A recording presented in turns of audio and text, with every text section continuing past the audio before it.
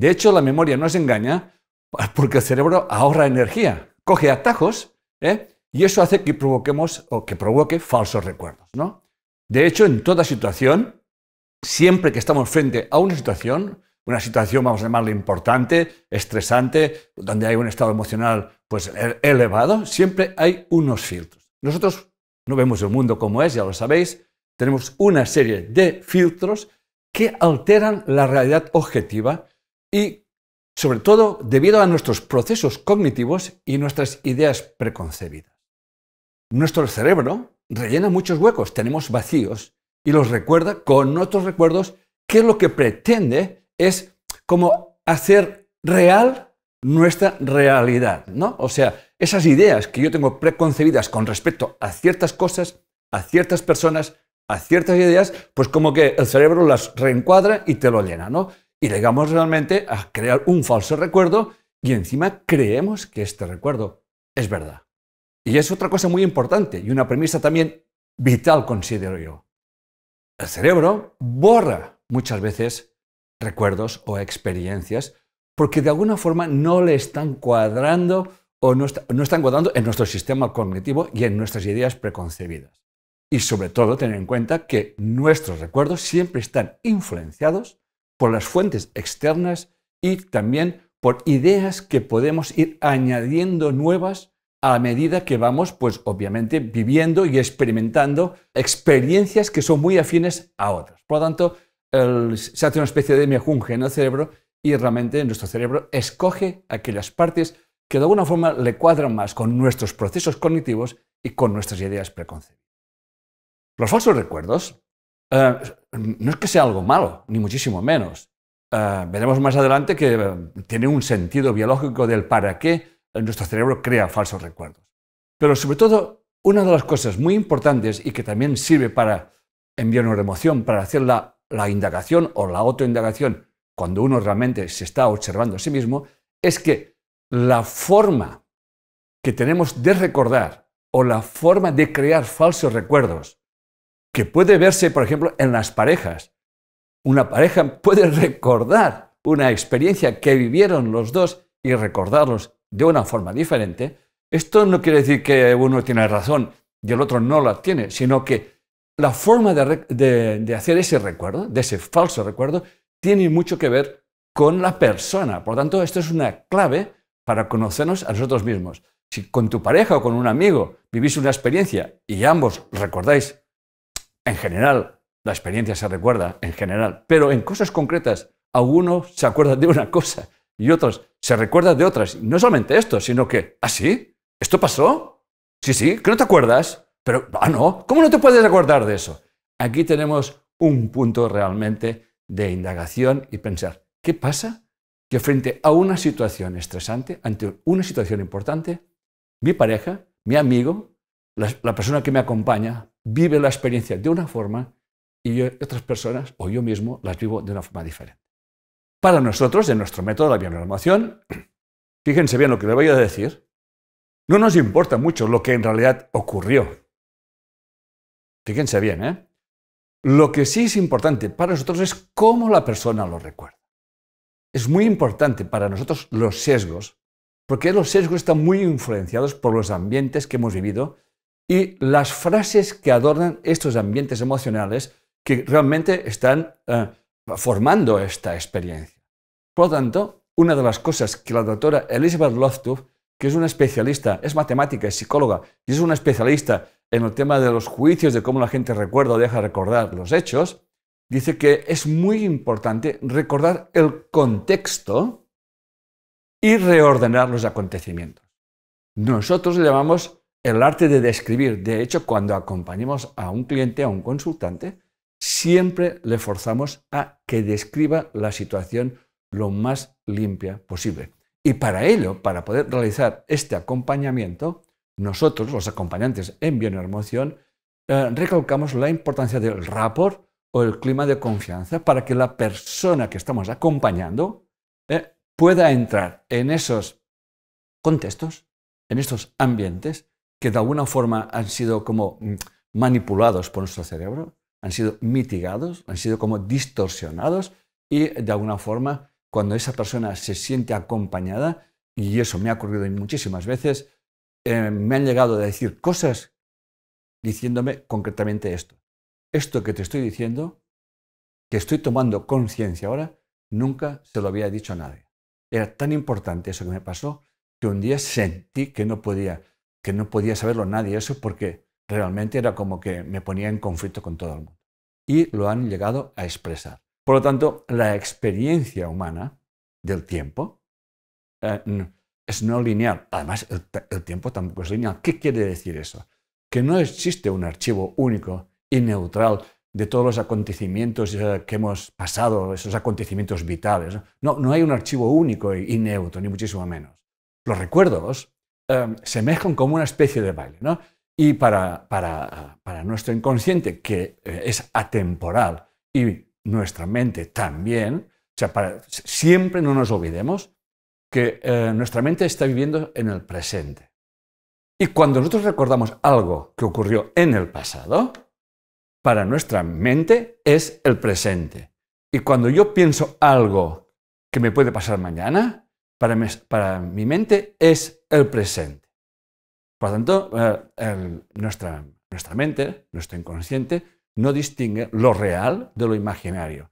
Si yo estoy en casa esperando a mi hijo y no sé nada de él y es muy tarde, yo puedo imaginarme muchas cosas y tener reacciones emocionales, síntomas con ansiedad, estar nervioso o nerviosa. En definitiva, mi mente, mi inconsciente, siempre vive en el pasado, presente y futuro, siempre es aquí y ahora. Y nunca olvidemos que nuestros recuerdos pueden ser modificados por la imaginación que le pongamos después, cuando en realidad yo estoy revisando una experiencia y le puedo poner muchos matices a esa experiencia y, de hecho, darle un sentido muy diferente al sentido original, ¿no? Y lo mismo, mis experiencias que son afines a estos recuerdos también se van mezclando y al final creamos una experiencia que es como un collage, una mezcla de muchas experiencias. Bien, ¿cómo influye en nuestros recuerdos los diferentes aspectos de nuestra vida? Ya he dicho antes que por encima de todo las creencias. Nuestras creencias modifican, condicionan, codifican nuestros recuerdos. ¿Qué les voy a decir de los estados emocionales?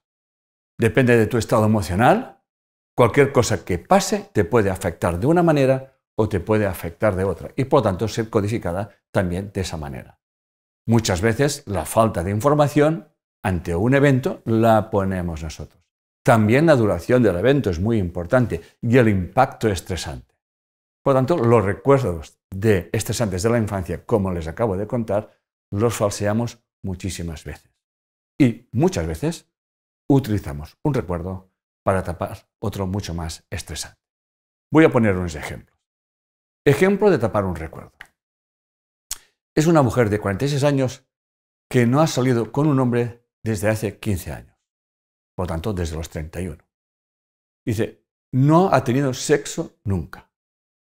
Y ella habla de que su verdadero amor falleció en un accidente hace 15 años y que desde entonces no sale con ningún otro hombre. Tengo que informarles que el luto de esa señorita, realmente estaba tapando un recuerdo, porque fue novia de ese señor 3 meses, como que ni se acababan de conocer. Entonces, ella tapaba un recuerdo en el que ella era abusada por su padrastro durante 5 años. Por lo tanto, utiliza el recuerdo de su novio para no intimar con nadie. Ella no se relaciona con otros hombres, nunca ha tenido sexo, queriendo al menos, y siempre dices que yo estoy en el luto porque yo conocí a mi amor verdadero y este falleció. Nuestras creencias modifican las experiencias y si realmente podemos detectar la creencia, que es uno de nuestros trabajos, entonces el simple hecho de detectar la creencia y darte cuenta que la creencia se basa en una experiencia, que tú ya no puedes tan siquiera creer en esas creencias, por lo tanto ya estamos reinterpretando la experiencia. 2 personas con diferentes creencias codifican la información diferente. siendo las emociones clave. Por lo tanto, podemos añadir detalles a nuestros recuerdos y eso nos facilita reescribir nuestra historia. Si yo acompaño a una persona con la experiencia actual de su vida y la acompaña en un pasado, pero no nos olvidemos que siempre es presente, con otra percepción, con otro estado emocional, estaremos reescribiendo nuestra vida, como nos diría la doctora Nathalie Zahn-Mateo. El recuerdo es un proceso dinámico y bidireccional. Incluso la misma experiencia puede ser un recuerdo muy diferente dependiendo del estado emocional y en el contexto que se recuerde. El estado emocional también es bidireccional.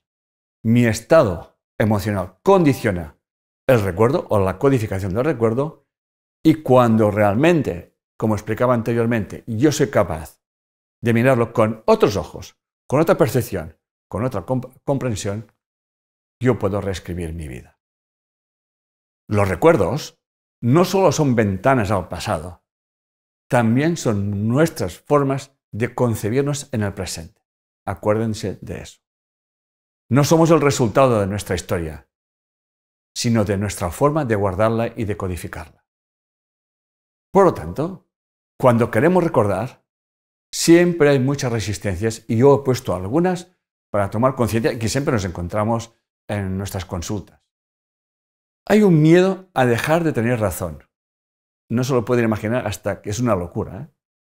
Porque realmente hay una gran resistencia a dejar, entonces las cosas no eran así. ¿No estás tú confundido? Otra muy importante, no querer olvidar la ofensa. También en esa resistencia están las personas que, y esto es muy biológico, es evitar repetir el dolor, pasar por esa experiencia realmente dolorosa, que es muy importante disociarnos, verlos observando, de hecho, al observador confuso, al observador que está en estrés. Y recuerdo una vez más que para nuestro inconsciente lo que pasó en el pasado, pero en el presente, cuando lo recordamos, está en presente y revivimos las experiencias. Por eso, cuando acompañamos a alguien a revivir una experiencia, hay que tener mucho cuidado para realmente, porque está la mente de la persona que acompañamos está como abierta a ver lo que pasa y hay que ser muy preciso con las palabras que utilizamos y con las nuevas formas de ver y entender la vida, ¿no? Y también la resistencia a tomar conciencia de que mis proyecciones, lo que yo veo y lo que yo siento fuera, pienso que son verdad y sobre todo nos agarramos muchísimo a la culpabilidad y muchas veces cuando nos sentimos culpables o tenemos sentimientos, vamos a llamarle, que me distorsionan y que no me hacen estar bien o no estar en paz, realmente siempre buscamos una solución que es proyectarlos afuera cuando en realidad esto no libera absolutamente a nadie. Por lo tanto, vamos a ver ese apartado de modificando recuerdos conscientemente, que es lo que realmente nos importa a todos. ¿Cómo se crea un recuerdo? El psicólogo Michael Gazzaniga destaca dos aspectos fundamentales para recordar un acontecimiento. El primero, la emoción con la que se vive. Como podéis ver, neuroemoción, biología, neurología y emoción. La emoción es clave.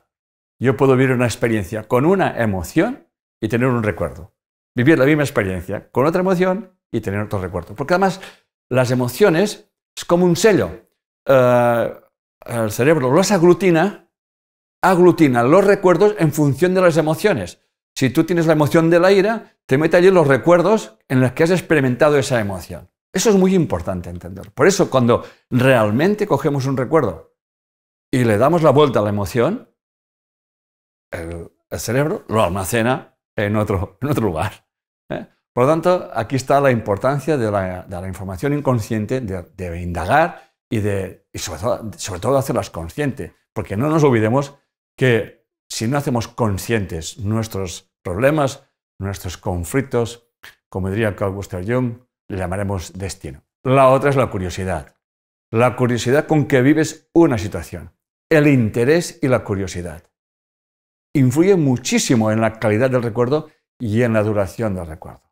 Pero para realmente tener una curiosidad que recuerde las cosas de la forma más fidedigna posible, es importante desarrollar lo que en Bioneuroemoción enseñamos. Una mente inocente. Entonces, crearemos nuevas memorias y nuevas formas de percibir. Las características de una mente inocente es destacar la importancia de desarrollar el tipo de observador que somos. Es muy importante cómo observamos, porque nuestra forma de observar darán unas acciones y obtendremos unos resultados. Por lo tanto, una mente inocente no juzga. Imagínese una situación de estrés en la que observas la situación y no juzgas. Vas a tener un recuerdo muy diferente a la que ves una situación y te enfadas. Tener conciencia de que siempre te estás proyectando. Por lo tanto, no vemos las cosas como son, sino como realmente somos. Y sobre todo, una mente inocente aprovecha para cambiar sus creencias. Y nunca hay que olvidarse que recordar es revivir una experiencia. El estado de ánimo con que lo hacemos es clave. Si lo hacemos para recordar viejas heridas, viviremos sufrimiento y dolor. Si lo hacemos para perdonar y perdonarnos, entraremos en la paz interior. Podemos crear recuerdos falsos e ir modificándolos con el tiempo. La imaginación interactúa con nuestros recuerdos. Nuestra memoria rellena huecos con eventos de otras experiencias. Los falsos recuerdos son señales de un cerebro saludable. Lo hace porque necesita atajos, ahorrar energía. Es un recurso evolutivo y adaptativo para adaptarse a nuevos problemas. La importancia del estado emocional. Recordad que siempre es bidireccional. Somos el resultado de cómo codificamos la información. La importancia de las creencias. La bioneuroemoción nos lleva a recordar con otra percepción, con otro estado emocional, y nos permite reescribir nuestras experiencias y recuerdos. El perdón nos libera del pasado y nos ofrece un nuevo presente. Muchas gracias.